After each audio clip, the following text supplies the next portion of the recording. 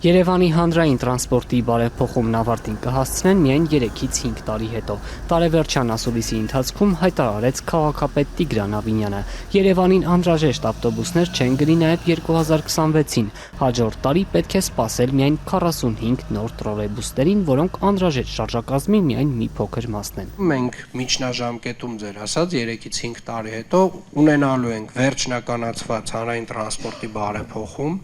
ունենալու ենք ամբողջական շարժակազմ։ 45 նոր տրոլեյբուսները Երևանում կլինեն հաջորդ տարվա առաջին կեսին։ Դրանք կփոխարինեն այժմ երթուղիներ սպասարկող հին շարժակազմը։ Տրոլեյբուսների այս խմբաքանակը ոչ թե հատուկ հենց այդ նպատակով հատկացված միջոցներից գնեցին, այլ ի սկզբանե մետրոյի Աջափնյակ կայարանի կառուցման համար առանձնացված բյուջեից։ Մեզ դեռևս հարկավոր է բացի այս 45 տրոլեյբուսից, եթե չեմ սխալվում, մինչև եւս 30 տրոլեյբուսներ 12 մետրանոց եւ մեզ դեռևս պետք է լինելու մեծ ծավալով 249 հատ 18 մետրանոց ավտոբուսներ։ Տարբեր միջոցառումների համար միլիոնավոր դոլարներ ծախսող քաղաքապետարանն առաջիկայում ավտոբուսային պարկը համալրել չի պատրաստվում։ Երևանցիները դեռ առնվազն մի քանի տարի գուցե ստիպված լինեն օրվա պիկ ժամերին հաղթահարել դժվարություններն ու տրանսպորտում գոնե մեկ ոտքի տեղ գտնել։ Շատ դժվարությամբ մտավ, թևը դուրս մնաց։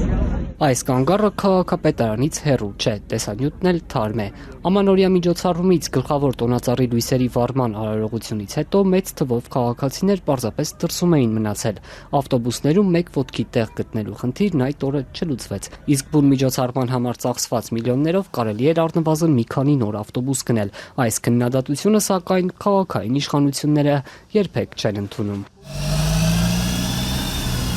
Նոր շարժակազմի ձեռքբերումը, սակայն, անհրաժեշտ փոփոխությունների մի մասն է։ Քաղաքապետը թվարկում էր նաև այս տարվա ընթացքում կատարած աշխատանքները։ Ավտոբուսային գծեր են առանձնացվել։ Տասնյակ կանգառներում տեղադրված մոնիտորներով հնարավոր է տեսնել, թե երբ կհասնի ավտոբուսը։ Այս բարեփոխումը առայժմ փոքր թվով կանգառներ է հասել։ Հիմնականում սրանք են կանգառասարաններն են,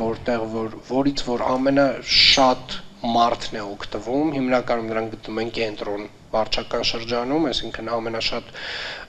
մարդկանց կուտակումները, ավտոբուսների կուտակումները, որտեղ որ ունենք, առաջնահերթությունը այդպես է որոշվում, այս պայդրությամբ մոտավորապես 40 կանգառասարաններում